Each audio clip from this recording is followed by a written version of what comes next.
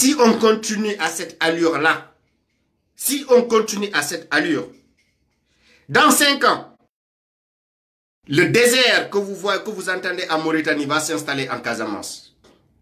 Vous allez voir des parents qui vivaient de l'agriculture commencer à fuir la Casamance.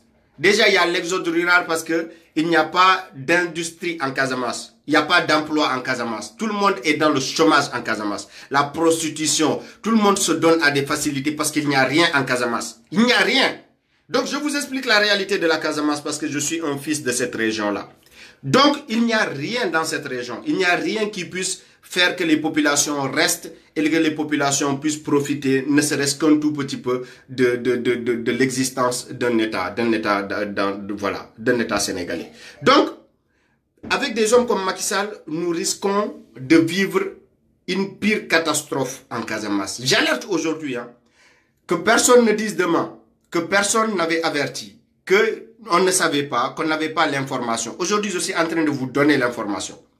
Avec ce que Macky Sall et Adama Barrow sont en train de faire, la rébellion risque de reprendre en Casamance. Les gens risquent de reprendre les armes en Casamance. Je le sais, parce que cette situation-là, je sais que les Casamassés ne vont pas la laisser continuer. Adama Barrow que Macky Sall a installé ne va pas être un malheur pour la Casamance, je vous dis bien. Je le dis à toi, Macky Sall, qui écoute cette vidéo certainement, ou à tes collaborateurs qui écoutent cette vidéo. La Casamance, le malheur que vous avez installé en Gambie, ce malheur-là ne va pas affecter la Casamance. En coupant les arbres de la Casamance pour les vendre aux Chinois. Le malheur que tu veux installer en Guinée-Bissau, les Casamassés ne vont pas en vivre les conséquences. Parce que tout simplement, toi, tu es logé à Dakar, nous, nos familles sont en Casamance. Donc, à chaque fois qu'il y a instabilité, non seulement en Guinée-Bissau, on a peur. Quand il y a instabilité en Gambie, on a peur. Parce que nous sommes entre deux pays. La Casamance est entre deux pays. La Casamance est entre la Guinée-Bissau et la Gambie. Donc, c'est des menaces qui pèsent sur nos populations, malheureusement. Ils n'en ont rien à faire. Ils sont en train de gagner des milliards en vendant des arbres, en coupant des arbres qui ont des centaines d'années de vie, des baobabs, des arbres qu'on ne voit qu'en Casamance.